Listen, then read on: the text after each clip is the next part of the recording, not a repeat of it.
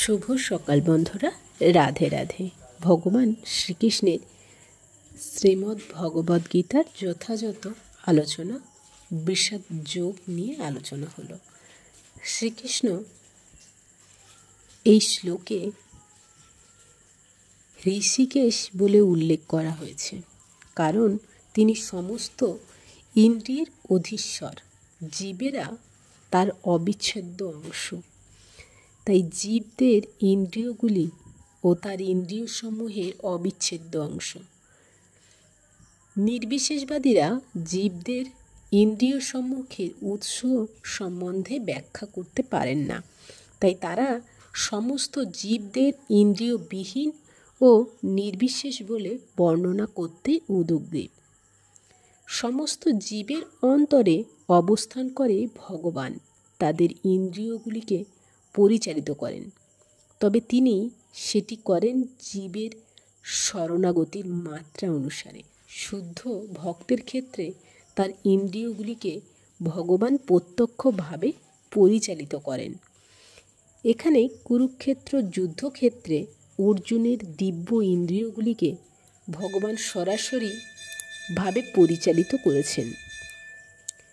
এখানে তাকে ঋষিকেশ নামে বিশেষভাবে অভিহিত করা হয়েছে। ভগবানের বিভিন্ন কার্যকলাপ অনুসারে তার ভিন্ন ভিন্ন নাম আছে।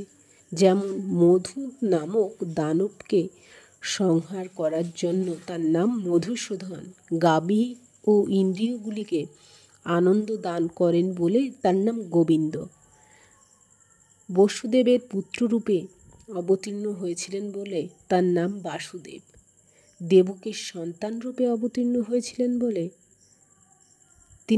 তার নাম দেবকীনন্দন।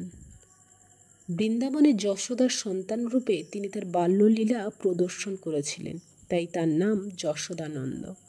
সখা অর্জুনের রথের সারথি হয়েছিলেন, তাই তার নাম পার্থসারথি। শ্রীকৃষ্ণের কুরুক্ষেত্র রণাঙ্গনে অর্জুনের পরিচালনা করেছিলেন বলে তার নাম ঋষিকেশ।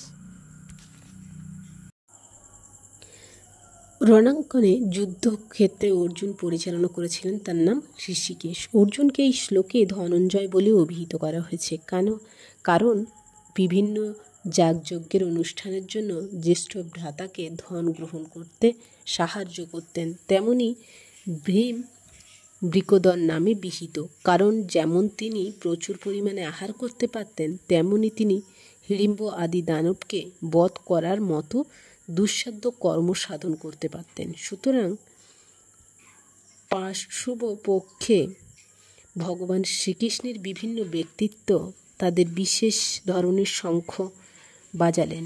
দিব্য শঙ্খধ্বনি যুদ্ধে অংশগ্রহণকারী সৈন্যদের কাছে অত্যন্ত প্রেরণাদায়ক ছিল। অপরপক্ষে এই রকম কোনো লক্ষণ ছিল না ছিল কোনো পরম নিয়ন্তা, ভগবানের উপস্থিতি কিংবা সৌভাগ্যের অধিষ্ঠাত্রী লক্ষ্মী দেবী। অতএব যুদ্ধে পরাজয় তাদের জন্য পূর্ব নির্ধারিত হয়ে গিয়েছিল। এই সমস্ত শঙ্খধ্বনির মাধ্যমে সেই বার্তাই ঘোষিত হয়েছে।